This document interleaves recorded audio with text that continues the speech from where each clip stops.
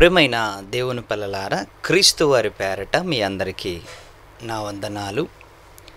దేవుని మహాకృపను బట్టి మరొకసారి దేవుడు మనకిచ్చిన ఈ అవకాశమును బట్టి కన్న తండ్రైన దేవుడికి కృతజ్ఞతాస్తుతులు చెల్లిస్తూ వింటున్న మీ అందరికీ కూడా క్రీస్తు వారి పేరట వందనాలు. ఈరోజు మనకిచ్చిన జీవితకాలం చాలా ప్రాముఖ్యమైనది. జీవితం ఉంటే అన్నిటినీ చూడొచ్చు, అన్నిటినీ చేయొచ్చు, అన్నిటినీ సాధించవచ్చు. జీవితమే లేదనుకోండి, ఇంకా మన ఊహలకి ఫుల్ స్టాపే పెట్టవలసి వస్తుంది. అందుకే ఈ దేవుడు తన గ్రంథములో మన జీవితం గురించి ఏమి రాయించాడు అని చక్కగా బైబిల్ని పరిశోధన చేయగలిగితే మన జీవితాలని తెలియచేసే ఏకైక పుస్తకమే బైబిల్. అందుకే బైబిల్ మన జీవితాన్ని ప్రశ్నిస్తుంది. ఎందుకు ప్రశ్నిస్తుంది అంటే, అది ప్రశ్నిస్తే దాని మీద మనం కోపగించుకోము. అది ప్రశ్నిస్తే దానిపైన మనకు విరక్తి రాదు. ఎందుకు అంటే, సాటి మనిషి ప్రశ్నిస్తే మనకు కోపం వస్తుంది. నాన్న ప్రశ్నించినా కోపం వస్తుంది, అమ్మ ప్రశ్నించినా కోపం వస్తుంది, సాటి సహోదరుడు ప్రశ్నించినా కోపం వస్తుంది. మన జీవితం గురించి ఇలా ఎందుకు బ్రతుకుతున్నావురా అని మనల్ని ఎవరైనా అంటే మనకి కోపం వస్తుంది. అది అమ్మైనా కానివ్వండి, నాన్నైనా కానివ్వండి, సాటి సహోదరులైనా కానివ్వండి, సేవకులైనా కానివ్వండి, కాపరైనా కానివ్వండి, ఎవరు ప్రశ్నించినా మనకి కోపం వస్తుంది. కానీ బైబిల్ మన జీవితాన్ని ప్రశ్నిస్తుంది అంటే శిరస వహించి మనము ఖచ్చితంగా వినవలసిందే. ఎందుకంటే దానికి మనం చెప్పేంత గొప్పవాళ్ళం కూడా మనం కాదు. అందుకే బైబిల్ ఈరోజు మన జీవితాన్ని ప్రశ్నిస్తుంది. ఏమని ప్రశ్నిస్తుంది అంటే ప్రియులారా, భూమి మీద మన జీవిత కాలాన్ని బట్టి ప్రశ్నిస్తుంది. భూమి మీద మనం బ్రతికే బ్రతుకును బట్టి ప్రశ్నిస్తుంది. భూమి మీద మన నడిచే నడకను బట్టి ప్రశ్నిస్తుంది. మనము మాట్లాడే ప్రతి మాటను బట్టి బైబిల్ మనల్ని ప్రశ్నిస్తుంది. ఎందుకు అంటే, బైబిల్లో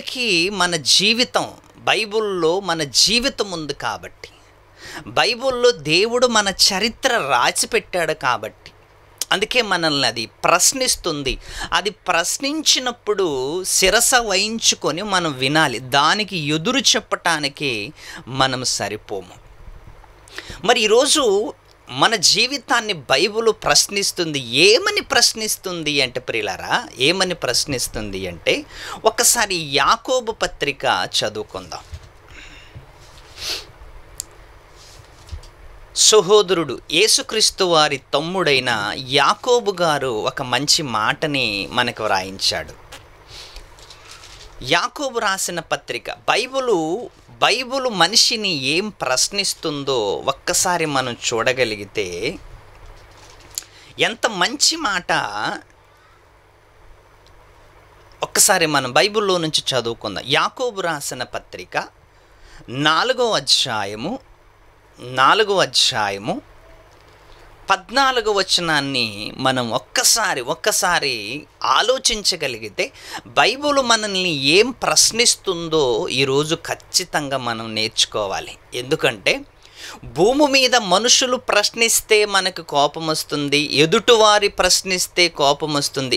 నీ జీవితం చెడిపోయింది, నీ జీవితం బాగలేదు, నువ్వు సరిగ్గా బ్రతకాలని ఎవరైనా మనకు బుద్ధి చెప్తే వాళ్ళ మీద భలే కోపం వస్తుంటుంది మనకి. కానీ బైబిల్ మనల్ని ఏం ప్రశ్నిస్తుందో 14వ వచనములో, రేపేమి సంభవించునో మీకు తెలియదు. చూసారా, మనిషిని ప్రశ్నిస్తుంది. మనిషిని బైబిల్ ప్రశ్నిస్తుంది. ఏమని ప్రశ్నిస్తుంది అంటే, రేపేమి సంభవించునో మీకు తెలియదు. చూసారా, రేపేమి జరుగుతుందో మనకి తెలియదు. అందుకే తెలియదు కాబట్టే బైబిల్ మనకి ఎన్నో విషయాలను తెలియపరిచింది. జీవితం ఎలా ఉంచుకోవాలి, జీవితాన్ని ఎలా చక్కబెట్టుకోవాలి, జీవితముతో దేవుని పని చెయ్యాలి. జీవితం ఉన్నంతకాలము చక్కగా దేవుని కోసం ఈ జీవితాన్ని ఉపయోగం చెయ్యాలి. ఈ జీవితం ఉన్నంతకాలం దేవుని పనిలో ఈ జీవితాన్ని ఖర్చు పెట్టాలి అని బైబిలు నేర్పిస్తుంది మనకి. ఈ రంగుల ప్రపంచములో లోకాశల్లో మునిగిపోయి దేవుడికి దూరం కాకండి అని బైబిల్ ప్రశ్నిస్తుంది మనకి. వ్యభిచారం అనే మాయలో, ఈ రంగుల ప్రపంచములో, ఈ రంగుల వలయములో మనిషి మునిగిపోయాడు. కాబట్టి మునిగిపోయిన మనిషిని, నిండా మునిగిపోయిన మనిషిని బైబిలు ప్రశ్నిస్తుంది, ఎందుకు లోకములో మునిగిపోయావని, ఎందుకు లోకాశలతో సతమతమైపోతున్నావని, ఎందుకు లోకాశల్లో ఉండిపోయావని బైబిలు ప్రశ్నిస్తుంది. చూసారా, మనకి బైబిలు ప్రశ్నిస్తున్నప్పుడు మన దగ్గర సమాధానం ఏమైనా ఉందా? లేదు. ఏమంటుంది బైబిలు? రేపేమి సంభవించునో మీకు తెలియదు, మీ జీవము ఏ పాటిది. బైబిల్ ఏమంటుంది? మీ జీవము ఏ పాటిది అంటుంది. మనమేమనుకుంటున్నాం, నాకు ఇంకా 60 సంవత్సరాలు ఉన్నాయి, నాకు ఇంకా 70 సంవత్సరాలు ఉన్నాయి, నాకు ఇంకా 80 సంవత్సరాలు ఉన్నాయి, ఇన్ని సంవత్సరాలు నాకు ఉన్నాయి కదా, ఈరోజు చేసే పని రేపు చేద్దాం, రేపు చేసే పని ఎల్లుండి చేద్దాం, ఎల్లుండి చేసే పని వారం తర్వాత చేద్దామని వాయిదాలు వేసుకుంటూ జీవితాన్ని గడుపుతున్నాం మనం. వాయిదాలు వేసుకుంటూ. ఎందుకు అంటే కళ్ళు ముందు ఎంతోమంది పాపపు జీవితంలో బ్రతుకుతున్న, కళ్ళు ముందు ఎంతోమంది దేవుణ్ణి నమ్ముకోకుండా, సత్యాన్ని తెలుసుకోకుండా ఎంతోమంది నరకానికి వెళ్ళిపోతున్నా మనకు అసలు చీమ కుట్టినట్లు కూడా లేదు ప్రియులారా. ఎందుకంటే మన పనే మనకు ఎక్కువైపోయింది. మన ఆలోచనలు, మన కుటుంబము, మన సంసారము ఇదే మనకు ఎక్కువైంది. మరి దేవుడి పని గురించి ఎప్పుడైనా ఆలోచించామా? మనుషుల జీవితాల గురించి ఆలోచించామా? మన జీవితం గురించి ఆలోచించుకున్నామా ఎప్పుడైనా? బైబిలు మన జీవితాన్ని ప్రశ్నిస్తుంటే, ఆ ప్రశ్నిస్తున్నప్పుడు కనీసం అవును కదా అనే ఆలోచన కూడా మనకి రావటం లేదు ఈరోజు. అవును కదా, నా జీవితం ఏ పాటిది అని కనీసం ఆలోచన అయినా మనకు వస్తుందా? చనిపోతున్న వారిని చూసి అయ్యో పాపం అంటున్నాం, బాగా బ్రతుకుతున్న వారిని చూసి పొంగిపోతున్నాం. అసలు మన జీవితం, మన గురించి, మన జీవితం మనకి ఏం పాఠం నేర్పుతుంది ఈరోజు? మన జీవితాన్ని చూసి మనం ఏం పాఠం నేర్చుకున్నాం? చిన్నతనములో నుంచి బడికి వెళ్ళటం మొదలుపెట్టిన కాలము నుంచి నేటి వరకు ఒకరి మీద ఆధారపడుతూనే బ్రతుకుతున్నాము. కానీ అసలు నా జీవితం నాకేమి నేర్పుతుంది? రోజు సంవత్సరాలు గడిచే కొద్దీ బాల్య దశ, యవ్వన దశ, వృద్ధాపము, ఇలా దశలుగా మన జీవితాలు మన కళ్ళు ముందు కనిపిస్తున్నప్పుడు, దశలుగా మన జీవితాలు మన కళ్ళు ముందు కనిపిస్తున్నప్పుడు అసలు మనల్ని చూసి మనం ఏమీ నేర్చుకోలేదు ప్రియులారా. ఎందుకంటే మనల్ని చూసైనా మన జీవితం మనకు అర్థం కావాలి. బాల్య దశలో ఉన్నాను, యవన దశలోకి వచ్చాను, వృద్ధాపంలోకి వెళుతున్నాను, వృద్ధాపంలో ఉన్నాను, యవనములో ఉన్నాను, బాల్యములో ఉన్నాను. ఈ దశలేంటి నా జీవితంలో? నా జీవితం నాకేమి నేర్పుతుంది? కాలం నాకేమి నేర్పుతుంది అని మనిషి ఏ రోజు కూడా ఆలోచించలేకపోతున్నాడు. బాల్య దశలో తల్లిదండ్రుల మీద ఆధారపడ్డాం, యవ్వన దశలో ఉద్యోగం అంటూ ఉరుకులు పరుగులు పోరాడాం, వృద్ధాపములోకి వచ్చిన తర్వాత మరొకరి మీద ఆధారపడుతున్నాం, బిడ్డల మీద ఆధారపడుతున్నాం, కొడుకుల మీద ఆధారపడుతున్నాం.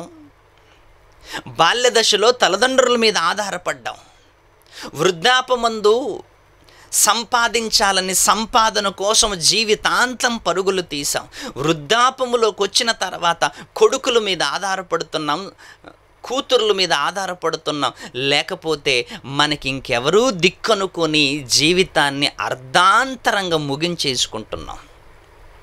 ఎప్పుడైనా ఒక్కసారి మనల్ని మనము ప్రశ్నించుకున్నామా, ఏంటి నా జీవితము గమ్యం, నా జీవిత గమ్యం ఏంటి, నేను ఎక్కడికి వెళ్ళాలి, ఎందుకు వచ్చాను, ఎవరి కోసం బ్రతుకుతున్నాను, ఎందుకోసం ఆలోచిస్తున్నాను, ఎవరి గురించి ఆలోచిస్తున్నాను.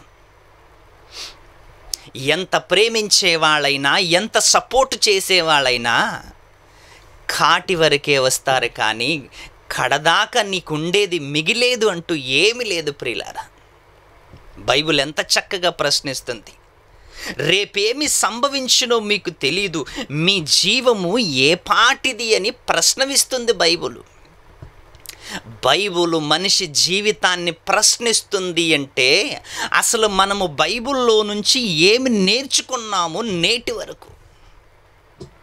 ఒకరి మీద ఒకరు నిందలు వేసుకోవటం, ఒకరి మీద ఒకరు ఆడిపోసుకోవటం, ఒకరంటే ఒకరికి నచ్చక, ఒకరంటే ఒకరి గిట్టక, ఇలా ఒకరి మీద ఒకరు కోపాలతో రగులుకుంటున్నామే కానీ అసలు నా జీవిత గమ్యం ఏంటి, నేను ఏం చేస్తున్నాను, నేను దేవుడి కోసం ఎంత బ్రతికాను, నేను ఇంకా పని చేయవలసినది ఎంత ఉంది, అసలు నేను ఎంతకాలం ఉంటున్నాను ఈ లోకంలో అని ఒక్కరైనా ఆలోచిస్తున్నారా? ఈ రంగుల ప్రపంచములో మనిషి నిండగా మునిగిపోయాడు. అసలు దేవుడే కనిపించకుండా మునిగిపోయాడు. బైబిల్ ప్రశ్నిస్తుంది. బైబిల్ ఏమని ప్రశ్నిస్తుందంటే, మీ జీవము ఏ పాటిది, మీరు కొంతసేపు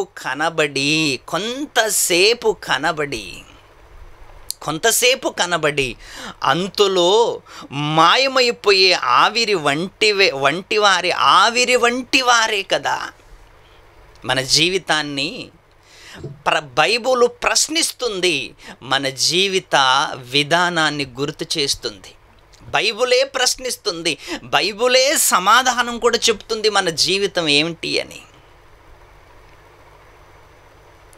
మీరు కొంతసేపు కనబడి అంతలో మాయమైపోయే ఆవిరి వంటివారే గనుక,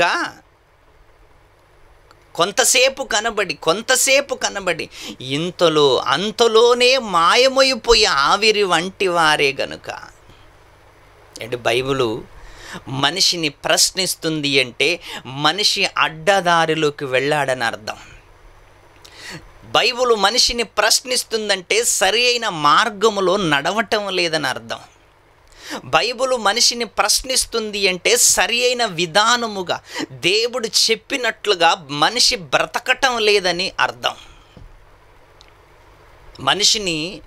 మనిషి గురించి బైబిల్ గుర్తు చేస్తుంది. అసలు నీవు ఎవరింతకి మట్టివాడవు, అసలు నీవెవరింతకి గడ్డి పువ్వు లాంటి గడ్డి లాంటి వాడవు, అసలు నీవెవరింతకి ఆవిరి లాంటి వాడవు, అసలు నీవెవరింతకి పువ్వు లాంటి వాడవు, అసలు నీవెవరింతకి అని బైబిల్ ప్రశ్నిస్తూ బైబిలే మన జీవితాన్ని గుర్తు చేస్తుంది తెలుసా. బైబిలే మన జీవితాన్ని గుర్తు చేస్తుంది. అందముందని పొంగిపోకుండా, బలముందని విర్రవేగకుండా, ధనముందని గర్వించకుండా అసలు నా జీవితం ఏంటి అని ఒక్కసారి మనల్ని మనం ప్రశ్నించుకుంటే, అందుకే బైబిల్ మనకు ప్రశ్నిస్తుంది, మీరే పాటివారు, రేపేమి సంభవించునో మీకు తెలియదు, మీ జీవము ఏ పాటిది. భూకంపం వస్తే భయపడుతున్న జీవితం, సునామీ వస్తే గడగడలాడుతున్న జీవితం, రోగం వస్తే భయపడుతున్న జీవితం, మన జీవితం ఏ పాటిది ఒక్కసారి ఆలోచించండి. మన జీవితం ఏ పాటిది? ఇంతలో కనబడి అంతలో మాయమైపోయి ఆవిరి లాంటి వారే కదా. ప్రశ్నిస్తుంది బైబిలు, సమాధానం కూడా చెబుతుంది. ఎప్పుడైనా భూమి మీద నేను ఎందుకు వచ్చాను, నా జీవితం ఏంటి, నేను బ్రతకవలసిందేంటి, నా జీవిత విధానం ఏంటి అని ఎప్పుడైనా మనల్ని మనం ప్రశ్నించుకున్నామా? ఒక్కసారి ఆలోచించండి. ఇంకొక మంచి మాట చదువుకున్నాం బైబిల్లో. బైబిల్ మనకు ప్రశ్నిస్తూ మనల్ని ఏమంటుంది? బైబిల్ ఒక భక్తుడు ఏమంటున్నాడు చదువుకుందాం.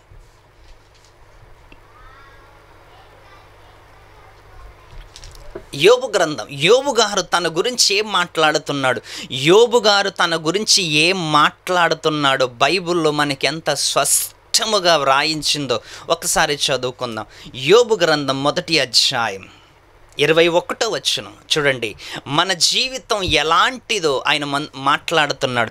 అసలు మన జీవితం ఏంటో ఆయన మాట్లాడుతున్నాడు. అసలు ఈ లోకములోకి మనం వచ్చిన విధానాన్ని యోబు గారు గుర్తు చేస్తున్నాడు. ఏమని అంటే, నేను నా తల్లి గర్భము నుండి దిగంబరిగా వచ్చి తిని. అది మన రియల్ లైఫ్. అది మన వాస్తవమైన జీవితం. అది ఏమంటున్నాడు? నేను నా తల్లి గర్భము నుండి దిగంబరిగా వచ్చి తిని, దిగంబరి నై అక్కడికి తిరిగి వెళ్ళదును. దిగంబరిగానే వచ్చాను, దిగంబరిగానే తిరిగి వెళుతున్నాను. పుట్టినప్పుడు బట్టలతో మనం రాలేదు ఈ లోకానికి. పుట్టినప్పుడు బట్టలతో రాలేదు, దిగంబరిగా వచ్చాం. దిగంబరిగా వచ్చిన మనము ఈ లోకములో బట్టలు, భోజనము, ఇల్లు, సంపద, భార్య, పిల్లలు, తల్లిదండ్రులు, బంధువులు ఇవన్నీ సంపాదించుకున్నాం. దిగంబరిగా వచ్చిన మనం, ఏమి తెచ్చుకోలేని మనము భూమి మీద అన్నీ సంపాదించుకున్నాం. కోట్లు సంపాదించుకున్నాం, లక్షలు సంపాదించుకున్నాం, ఆస్తులు సంపాదించుకున్నాం, బంధువులు సంపాదించుకున్నాం, లోకమంతా సంపాదించుకున్నాం. లోకమంతా సంపాదించుకున్న తర్వాత మళ్ళీ యోబు గారు ఏం మాట్లాడుతున్నారు తెలుసా? నేను దిగంబరిగా వచ్చి తిని, దిగంబరిగానే నేను మళ్ళీ పోతాను. ఒకసారి ఆలోచించండి ప్రియులారా. అసలు మన జీవితాన్ని బైబిల్ ప్రశ్నిస్తుంటే భయం వేయదు. నిజమే కదా అనుకుంటున్నాం. ఈ కళ్ళు ముందు వాస్తవాలు ఇవన్నీ. మన వాస్తవాలు, మన జీవితములో జరుగుతున్న వాస్తవాలని బైబిల్ మనకి తెలియచేసింది. మన జీవితంలో ఏం జరిగిందో, ఏమి జరగబోతుందో, అసలు మన జీవితానికి ఎలాంటి దుర్గతి పడుతుందో, ఎన్ని విషయాలంటే, నేను నా తల్లి గర్భము నుండి దిగంబరిగా వచ్చి తిని, దిగంబరినై అక్కడికి తిరిగి వెళ్ళదును. యెహోవా ఇచ్చెను, యెహోవా ఇచ్చెను. జీవితం యెహోవా ఇచ్చింది, బ్రతుకు యెహోవా ఇచ్చింది, బంధువులు యెహోవా ఇచ్చిందే, తల్లిదండ్రులను యెహోవా ఇచ్చాడు, అన్నదమ్ములను యెహోవా ఇచ్చాడు, స్నేహితులను యెహోవా ఇచ్చాడు, ఆస్తి యెహోవా ఇచ్చాడు. తిరిగి అన్నీ తీసుకుంటాడు, తిరిగి అన్నీ తీసుకుంటాడు. యెహోవా ఇచ్చెను. చూడండి, యెహోవా ఇచ్చెను. యెహోవా నీవు చూడండి, యెహోవా ఇచ్చెను. అన్ని యెహోవా ఇచ్చినవే, అన్ని దేవుడిచ్చినవే, అన్ని దేవుడిచ్చినవే. యెహోవా నీవు ఎక్కడి నుండి వచ్చితివో వానిని అడగగా, చూడండి, యెహోవా ఇచ్చెను. 21వ వచనం, 22, 21. యెహోవా ఇచ్చెను. భూమి మీద మన జీవితం, భూమి మీద మన జీవితం అన్నీ యెహోవా ఇచ్చినవే, అన్ని దేవుడిచ్చినవే. దిగంబరిగా వచ్చిన మనకి, దిగంబరిగా వచ్చిన మనకి ఏంటి అన్నదమ్ములు ఎక్కడ, అక్క చెల్లెండ్లు, బంధువులు, ఇదంతా ఎవరిచ్చారు? ఇదంతా దేవుడిచ్చినది. ఈ దేవుడిచ్చిన వాళ్ళే కదా వీళ్ళంతా. యెహోవా ఇచ్చెను, యెహోవా తీసుకొని పోయెను. యెహోవా ఇచ్చెను, యెహోవా తీసుకొని పోయెను. యెహోవా నామమునకు స్తుతి కలుగునుగాక. నేను దిగంబరిగా వచ్చాను, నేను దిగంబరిగా వెళతాను. ఇంకా అన్ని పిల్లలు యెహోవా ఇచ్చినదే, భార్య యెహోవా ఇచ్చినదే, పిల్లలు, తల్లిదండ్రులు, ఆస్తి, సంపద అంతా యెహోవా ఇచ్చినదే. ఆయన మళ్ళీ తీసుకుంటాడు. నీ జీవితాన్ని, నా జీవితాన్ని యెహోవా ఇచ్చినదే మళ్ళీ తిరిగి తీసుకుంటాడు. అందుకే బైబిల్ మనకి ప్రశ్నిస్తుంది, బైబిల్ మనల్ని ప్రశ్నిస్తుంది, నీ జీవితం ఏ పాటిది అని. నీ జీవితం ఏ పాటిది?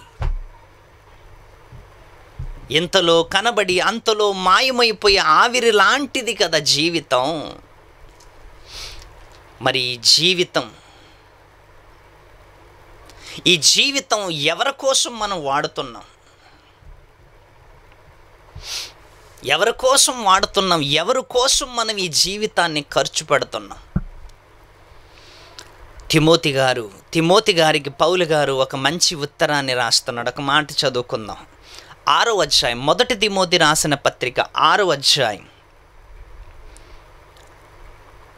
7వ వచనం చదువుకుందాం. 6వ అధ్యాయం 7వ వచనం, మనం ఈ లోకములోకి ఏమీ తేలేదు. పౌలు గారు కూడా అదే మాట్లాడుతున్నాడు. మనం ఈ లోకములోకి ఏమీ తేలేదు, దిగంబరిగా వచ్చామని.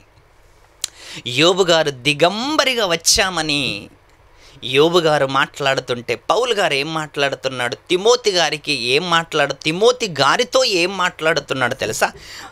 మనం ఈ లోకములోకి ఏమీ తేలేదు, దీనిలో నుండి అంటే లోకములో నుండి ఏమీ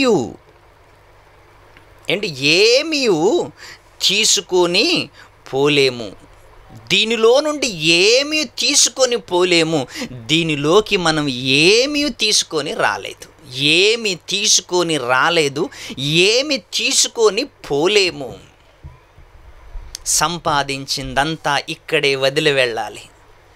అన్నదమ్ములైనా, అక్క చెల్లెండ్లైనా, తల్లిదండ్రులైనా, బంధువులైనా, భార్య అయినా, స్నేహితులైనా, రక్త సంబంధికులైనా, ఆత్మ సంబంధికులైనా, ఎవరైనా అంతా ఇక్కడే అని బైబిల్ ఎంత స్పష్టంగా మనకి ప్రశ్నిస్తుందో చూడండి.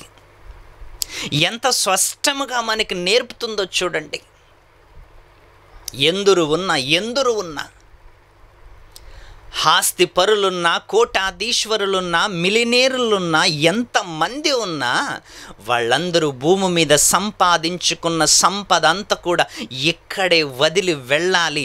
ఈ లోకములోకి మనం ఏమీ తీసుకొని రాలేదు, ఏమీ తీసుకొని పోలేము. ఎందుకంటే మీ జీవము ఏ పాటిది అంటుంది బైబిలు.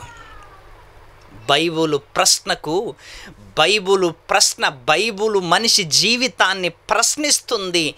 తిరిగి మళ్ళీ అదే సమాధానం చెప్తుంది. మీరే పాటివారు, ఇంతలో కనబడి అంతలో మాయమైపోయే ఆవిరి లాంటి వారు. మనం ఈ లోకములోకి ఏమీ తీసుకొని రాలేదు, ఏమీ తీసుకొని మనం పోలేము.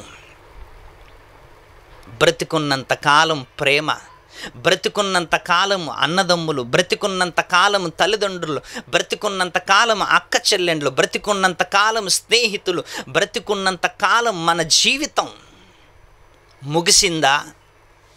అంతే. ఇంక మనల్ని ఎవరు పట్టించుకోరు. మన ఫోటో మాత్రం గోడ మీద ఉంటుంది. అది కూడా కొన్ని రోజులే ఉంటుంది, తర్వాత అది కూడా పోతుంది. మనిషి జ్ఞాపకాల నుంచి వెళ్ళిపోతాం, మనిషి ఊహల్లో నుంచి వెళ్ళిపోతాం, మనిషి జీవితంలో నుంచి వెళ్ళిపోతాం. అందుకే బైబిల్ మనకు ప్రశ్నిస్తుంది, నీ జీవితం ఏ పాటిది? మనం మట్టివారం, ఆవిరి లాంటి వారం. అందుకే భూమి మీద దేవుడు మన కోసం రాయించిన మాటలు ఒక్కసారి యేసుక్రీస్తు వారిని జ్ఞాపకం చేసుకోండి. తన జీవిత గాథని జ్ఞాపకం చేసుకోండి. ఆయన త్యాగం జ్ఞాపకం చేసుకోండి. పాపులమైన మన కోసం యేసుక్రీస్తు వారు ప్రాణం పెట్టి మనల్ని కొనుక్కున్నాడంట, ప్రాణం పెట్టి మనల్ని బ్రతికించుకున్నాడంట, ప్రాణం పెట్టి పరలోకానికి తీసుకెళ్లాలని ప్రయత్నం చేశాడు. ఆయన తన ప్రాణాన్నే పెట్టాడు, తన రక్తాన్నే కార్చాడు, తను సిలువలో బలయ్యాడు. ఎందుకు అంటే మనం బలి కాకూడదని. పాపపు జీవితములో పడి, అపవాది మాయలో పడి, నరకములో నిత్యాగ్ని దండనికి ఆహుతి కాకూడదని యేసుక్రీస్తు వారు మన కోసం త్యాగము చేసి బలయ్యి తన్ను తాను నలుగొట్టుకొని సిలువలో రక్తము కార్చి మరణించి సమాధి చేయబడి తిరిగి లేచి పరలోకానికి ఎందుకు వెళ్ళిపోయాడు అంటే మన కోసం వెళ్ళిపోయాడు. మళ్ళీ తిరిగి వస్తున్నాడు. మళ్ళీ తిరిగి వస్తున్నాడు మనల్ని తీసుకెళ్ళటానికి. అప్పటి వరకు మనం సిద్ధపడాలి. ఎలా సిద్ధపడాలి? అయ్యో, నేనేమి తీసుకురాలేదు లోకంలోకి, ఏమీ తీసుకెళ్ళలేను ఈ లోకము నుంచి. నా ప్రభువు కోసం నా ప్రభువుని సంపాదించుకోవాలి. నా ప్రభువుని సంపాదించుకుంటే నేను ప్రభుతో పాటు నిత్యము ఉంటాను, నా ప్రభుతో నేను నిత్యము ఉంటాను అని ప్రభువుని సంపాదించుకోండి. వాక్యాన్ని బాగా నేర్చుకోండి. వాక్యం మనల్ని ప్రశ్నిస్తుంది, నీ జీవితం ఏ పాటిదని. ఆ జీవము క్రీస్తులో దాచబడి ఉన్నది. ఆ దేవుడి దగ్గరికి మనం వెళ్ళాలి అంటే మనమందరూ కూడా వాక్యానుసారంగా బ్రతకడానికి, వాక్యములో ఎదగటానికి, దేవుడు వేసిన బాటలో నడవటానికి మనమందరూ సిద్ధంగా ఉండాలి ప్రియులారా. ఏంటి, ఒకరినొకరు కించపరచుకుంటూ, ఒకరి మీద ఒకరు దుమ్మెత్తి పోసుకుంటూ, ఒకరంటే ఒకరు గిట్టక పడక, అసూయతో కక్షలతో బ్రతకకుండా ప్రేమతో దేవునిలో కొనసాగితే ప్రియులారా, ప్రేమతో దేవునిలో కొనసాగితే అంతకంటే మించిందేముంది చెప్పండి?